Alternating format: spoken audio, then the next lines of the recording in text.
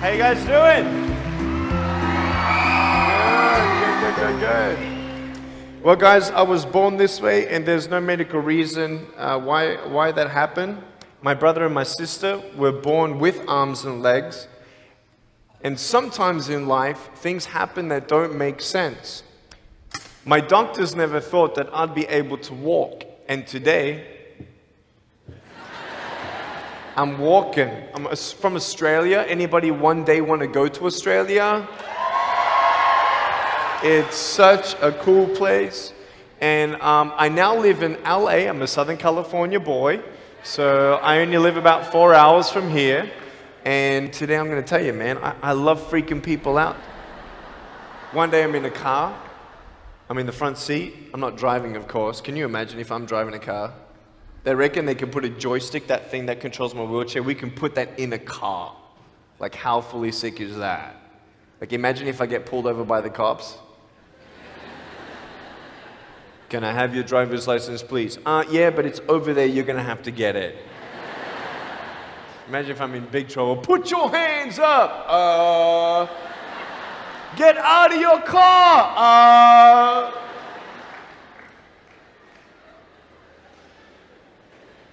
So I'm in the front passenger seat, we're at the traffic lights, and this car comes up next to us, and this girl's looking at me. And I'm looking at her, she's looking at me, I'm looking at her, she's looking at me, I'm looking at her. All she sees is my head, right? She has no idea that I have no arms, no legs. So I'm thinking, cool.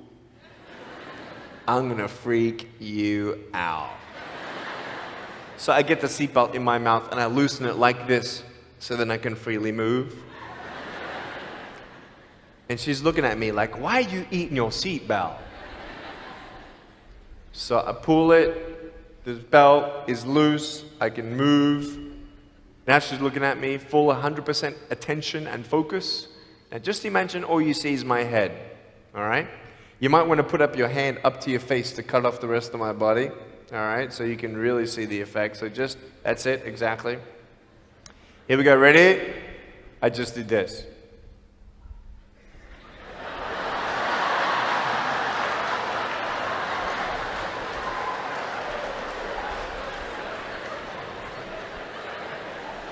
And her face, man, she was like, she nearly ran the red light, man. It was so good. My parents always said, Nick, you don't know what you can achieve until you try it. And the doctors looked at me and said, he's not going to walk, he's not going to go to school, he's not going to do anything in his life. And then my parents, they just loved me like crazy and said, you got to try. Try this, try that, try this, try that. And I'm thinking sometimes like, Mom and Dad, you're crazy, man. I have no arms, no legs. How would I ever be able to do this or do that? But they encouraged me and they loved me. And as human beings, we're waiting for stuff like that. We all want love. Everybody say love. Very good.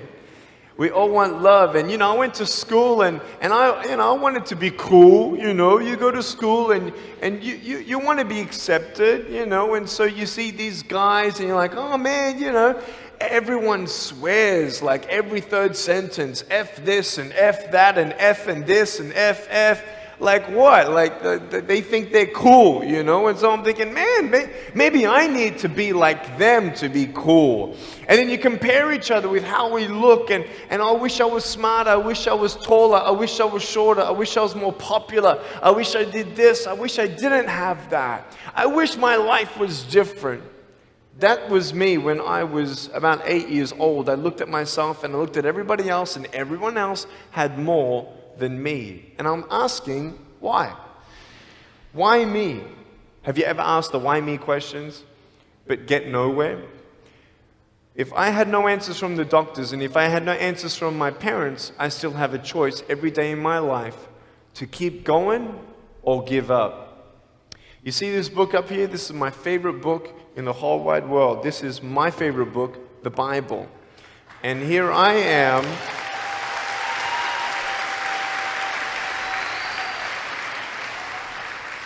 And here I am, and for me, that's my full potential in all that I can be here on earth. And so encouragement takes me closer to all that I can be, and discouragement takes me away. You see, it only takes 3 seconds for someone to tease me when I was at school and just say, hey, you ugly. You can't do this and you can't do that. And some of you thinking like, man, seriously? You had kids picking on you? Like, how heartless are those kids? Picking on me with no limbs? Like, you would probably say, well, I'm not that bad. I wouldn't pick on a kid with no limbs. But why would you pick on anyone? Well, because it's fun. It's just culture. Okay, we'll get to that. But for me facing all that stuff, I'm getting these seeds. Everybody say seeds. S-E-E-D-S, seeds. Have you seen the pictures of the sequoia reds up here in California? These huge trees. Like some of the trunks could be as nearly big as this room. I've seen those photos where they've actually dug out a tunnel in a trunk of a tree. You can drive a full-size SUV right through it. That all started with a little seed. If you leave a seed of lies in your heart and in your mind and you don't know the truth, if you don't know the truth, you will die with the lie. I started dying because I started believing what I was told. I want you to know the 3 things that I needed to come to in my life is the truth of my value, the truth of my purpose, and the truth of my destiny. I want you to know something. In our mind, we put ourselves down all the time. I want to ask you today, do you think I'm cool enough to be your friend? But I don't swear, I don't use the F-bomb. Am I still cool enough to be your friend? But I don't tease people. Am I still cool enough to be your friend?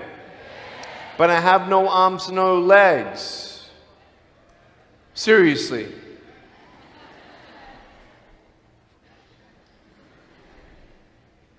You would be my friend even though I have no arms, no legs. So you're telling me it actually doesn't matter, right? If it actually doesn't matter for how we look, then why do we tease each other for how we look if it actually doesn't matter? Why is it that we look ourselves in the mirror and we see ourselves, well, we're having fun. Oh yeah, man, we're just part of culture, man. There were 12 people one day teased me, taking me away from my hope. 12, 11, 10, 9, 8, 7, 6, 5, 4, 3, 2, 1. Don't worry, I won't fall off because if I did, I'll break my arm. But 12 people teased me one day, and I can put a pretty brave face on, but cry on the inside. For real. Oh, it doesn't hurt. Yeah, it hurts. There was this one bully. I became his target for 3 weeks. And every time I go by him, I was 13, he was 17. I was in my chair. I'm only 4'9" in my other chair, my old chair. He's like 6 something, so he's huge, right? So I'm looking up at him, and every time I go by him, he's like, hey, there's Nick, he has no... And you can imagine what he said. And I'm like, what's his problem, man? So I tried to avoid him, and I was so embarrassed. He would say it really loud, and everybody would be looking, and some would be laughing. I'm like, what is this guy's problem, man? So one day, after 3 weeks, I went up to him, and I said, hey. He's like, hey. I said, can you please stop it? He said, stop what? I said, stop teasing me. He said, what are you talking about? I said, every time I walk by, you say that stuff. He's like, what stuff? He didn't know how to take me on. So I'm looking at him and said, nah, man. Every time I walk by, you say exactly this, and I want you to stop. I forgive you, but stop it. He's like, oh, is that hurting you? Now, I could have said, nah. Or I could have said, yeah. It takes a level of humility to actually say, actually, I don't like that. It's killing me. And I said, yeah, it's hurting me. He said, all right, I'm sorry, man. I was just, playing around. He said, give me a hug. He said, what? I said, give me a hug. He was like, all right. So I gave him a hug. I'm a hugging machine. We made the Guinness Book of World Records. 1,749 hugs in 1 year. We did it last year. My arms fell off, all right? The scary thing about hugging so many people is that anyone can just pick me up and take me home, all right? Like, what am I going to do? Like, eat them or something? It's like, pretty mean headbutt, right? I want you to know that you might be playing around. I could pretty much say that 98% of you have teased someone in your life. I tried to commit suicide because of people who thought they were having fun, not knowing the hell that I was going through. The people you're teasing, what if the person you're teasing is the person who's thinking of committing suicide? What if the person you're teasing is the one who's tried to commit suicide, who hates their life because of you? You don't know if the person you are teasing is the son or daughter of a drunk at home getting abused. And all they need is someone like you to keep on pushing them this way. We need hope. So find something else to do. Find positive things in your own life. I don't care about how you look. I will never, ever, ever tease you. I will never tease you. I could tease you. I could be tough. People thinking that bullying is tough. It ain't tough. My wheelchair, this is tough. This thing, man. I'll tell you something. You ready? This wheelchair. This thing's so tough.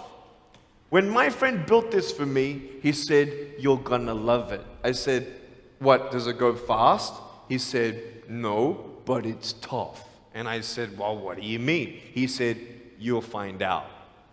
The torque in these motors at the bottom, at the back, this thing, if someone's holding it, I'm telling you, it can go 90 degrees. I went 80 degrees up, all right? Someone's holding me to make sure I don't tip back. My wife, she loves shopping with me because she just jumps on the back and we go shopping.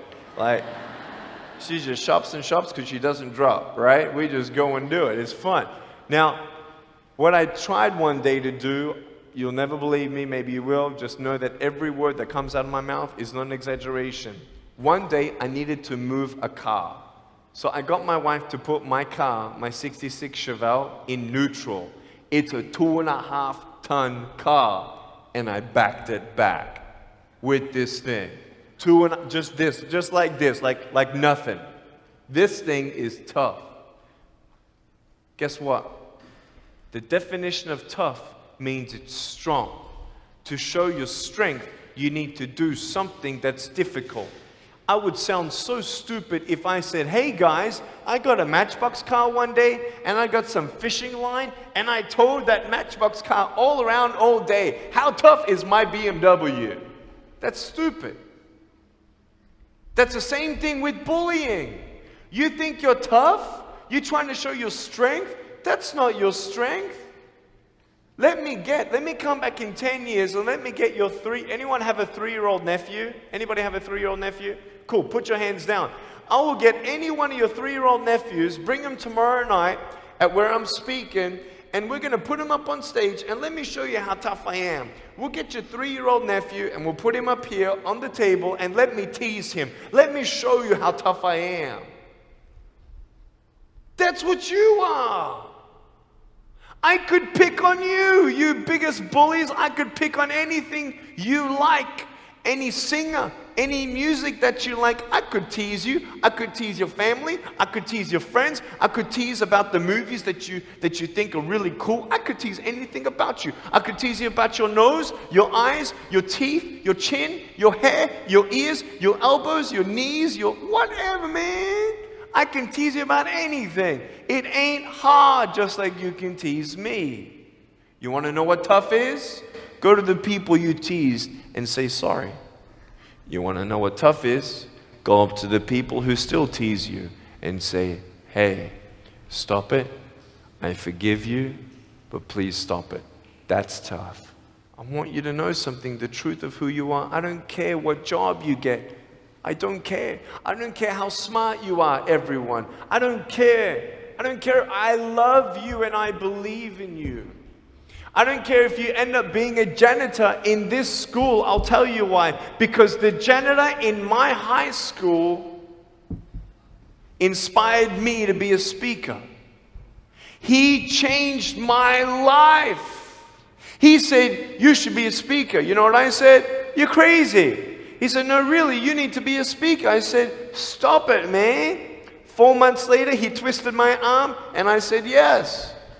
I spoke in front of 10 people, then another 10, then another 10, then I found myself in front of 300 sophomore students. And 3 minutes into my speech, half the girls were crying, and one girl in the middle of the room started weeping, and she put up her hand and she said, I'm so sorry, can I come up there and give you a hug? And in front of everybody, she came up and she hugged me and she cried on my shoulder and she whispered in this ear, thank you, thank you, thank you. No one's ever told me that they love me. No one's ever told me that I'm beautiful the way that I am. It was because my parents told me that I was beautiful that I'm still here. Some of you don't have those parents, and that's why I'm here. I love you, and you're beautiful just the way you are. Never, ever give up.